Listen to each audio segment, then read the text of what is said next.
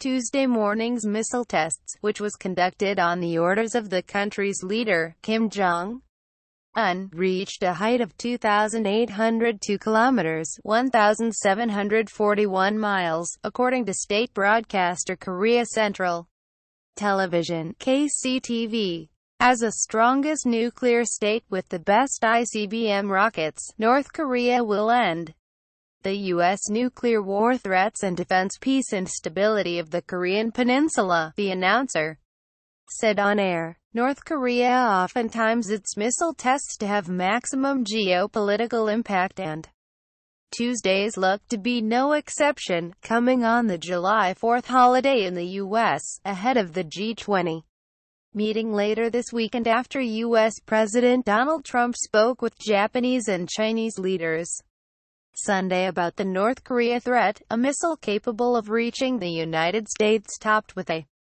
nuclear warhead is thought to be Pyongyang's ultimate goal. The missile, referred to as HWASONG-14 on state TV, flew into waters east of the Korean peninsula and may have landed in Japan's exclusive economic zone, which extends 200 nautical miles from its coastline, according to a Japanese defense official. It didn't give any negative effects to neighboring countries' safety, the KCTV report stated. It was launched from Pangyeon, in North Pyongan Province, and traveled more than 930 kilometers, 578 miles, according to South Korea's military, further than a May 14 missile launch that analysts described as its most successful test ever. That launch reached a then-record altitude of around 2,100 kilometers, 1,300 miles. It's North Korea's 11th missile test this year, and comes amid increasing frustration from Trump about the lack of progress in curbing Pyongyang's nuclear and ballistic missile programs. Trump quickly reacted to the launch on Twitter.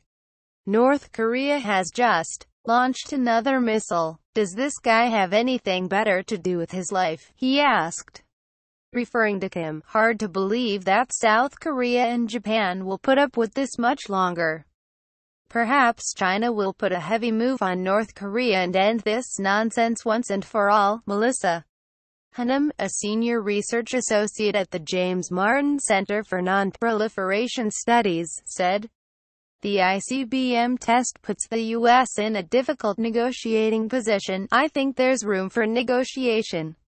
But it's not the kind of negotiations we want," she said. The U.S. can now only work toward limiting, not eliminating, the North Korean missile threat to the U.S. mainland, she added. North Korea analysts are awaiting the country's sixth nuclear test, and are watching for signs that the regime is able to miniaturize a warhead and fit in on a missile threat to U.S. The U.S. Pacific Command said it tracked the missile for 37 minutes and described it as a land-based, intermediate-range ballistic missile. Japan reported that its flight time was 40 minutes. The North American Aerospace Defense Command, NORAD, assessed that the missile launch from North Korea did not pose a threat to North America. A statement from U.S. Pacific Command said. David Wright, director of the Global Security Program at the Union of Concerned Scientists, said if U.S. Pacific Command reports on the distance and flight time of the missile are correct, the missile could have a maximum range of 6,700 kilometers, 4,160 miles. That range would not be enough to reach the lower 48 states or the large islands of Hawaii, but would allow it to reach all of Alaska, Wright wrote on the All Things Nuclear blog. On Friday, Trump declared U.S. patience with North Korea was over. Japanese Prime Minister Shinzo Abe told reporters Tuesday that the launch ignores repeated warnings from the international community, and that the launch this time shows its threat was further increased. Out of control. Trump has repeatedly urged China, North Korea's neighbor to the north and one of the only countries in the region with diplomatic ties to Pyongyang, to bring its influence to bear on the issue. He recently tweeted that Chinese efforts on North Korea, while appreciated, had not worked out. On Monday, Liu Jie, China's ambassador to the UN, warned of the risk of escalating tensions on the peninsula.